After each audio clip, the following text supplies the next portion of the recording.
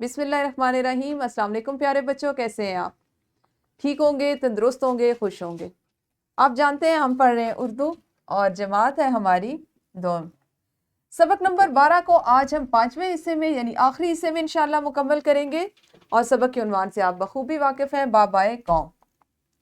آج کے سبق میں شامل حاصلات تعلم ہیں اپنے گھر اور اسکول کا پتہ لکھ سکیں، اور تقریر میں جملوں کی ادائی، تلفظ، روانی اور لب و لہجے کا خیال رکھ سکیں۔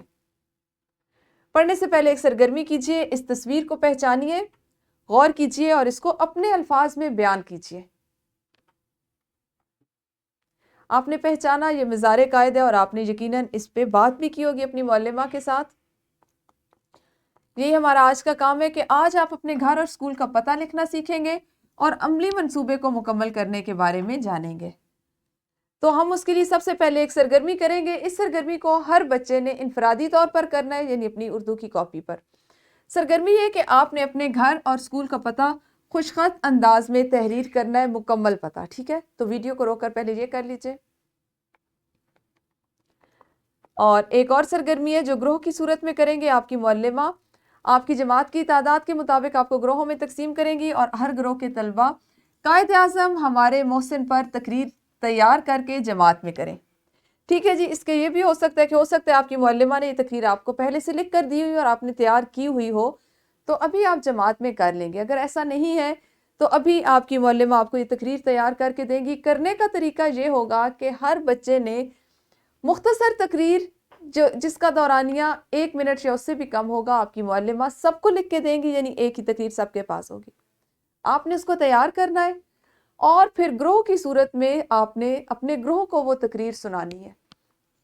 باقی جو گروہ کے بچے ہوں گے وہ وقت کا اندازہ کریں گے کہ کون سے بچے نے کتنے وقت میں تقریر مکمل کی، اس کا انداز کیسا تھا، اس کے تلفظ کیسا تھا، اور الفاظ کی ادائی کیسی تھی۔ ہر بچے نے حصہ لینا ہے، ہر بچے نے بھرپور انداز میں قائد اعظم ہمارے محسن پر تقریر کرنی ہے۔ ویڈیو کو روکیے اور یہ سرگرمی کیجیے۔ سرگرمی کی تکمیل کے بعد مشق کا سوال نمبر 9 بھی ہمارے آج کے حاصل تعلم سے متعلق ہے۔ اپنے گھر اور اسکول کا مکمل پتہ زبانی یاد کریں اور کاپی پر لکھیں۔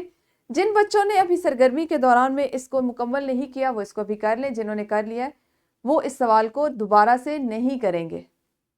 آج چونکہ سبق کا آخری حصہ ہے تو اس میں عملی منصوبے کو شامل کرتے ہیں۔ قائد اعظم رحمۃ اللہ علیہ کے والد کا نام، پیشہ، بہن بھائیوں کی تعداد، ان کے نام، والدہ کا نام، ابتدائی تعلیم کی تفصیلات، قائد اعظم رحمۃ اللہ علیہ کے درزی کا نام، ڈرائیور کا نام، نیز انہیں قائد اعظم کا لقب دینے والی شخصیت کا نام، والدین کی مدد سے تحریر کریں۔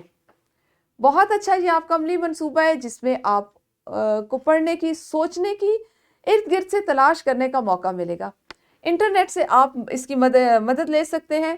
آپ اپنی امی سے کہیں، وہ انٹرنیٹ کی مدد سے آپ کو یہ معلومات تلاش کر کے دیں گی۔ A4 سائز کا خوبصورت ہلکے رنگ کا کوئی کاغذ لیجئے، اس پہ اچھے سے اس کو حاشیے لگائیے اور ان کو سب سے پہلے لکھیں۔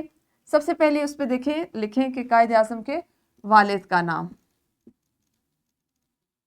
اور اس کے بعد یہاں پہ ان کے والد کا نام لکھ دیجئے، پھر ان کا پیشہ لکھیے، پھر بہن بھائیوں، اس طرح سے اس کو آپ نے مکمل کرنا ہے۔ آپ اس کو 1 سے 2 دن لے سکتے ہیں مکمل کرنے کے لیے۔ جب یہ مکمل ہو جائے تو اپنی معلمہ کو دکھائیے۔ جو بہت اچھا ہوگا، جس بچے کا عملی منصوبہ بہت اچھا ہوگا، اس کو کمرہ جماعت کے تختہ نرم پر آویزاں کیجیے۔ آپ باقی بچے اس طرح سے کریں کہ اپنے پاس ایک خوبصورت فائل بنا لیں اور اپنے تمام مضامین کے جو آپ کے پروجیکٹس ہیں، جو عملی منصوبے ہیں، ان کو وہاں پہ محفوظ کیجیے، کیونکہ سال کے بعد آپ کو پتہ چلے گا کہ آپ نے کیا سیکھا، کون سی چیز سیکھنے میں آپ کو کن کن مراحل سے گزرنا پڑا۔ سبق نمبر 12 بابائے قوم آج مکمل ہوا۔ کل انشاءاللہ درسی کتاب کے سبق نمبر 13 کے ساتھ پھر ملیں گے۔ اس وقت تک آپ سب اپنا خیال رکھیے۔ اللہ حافظ۔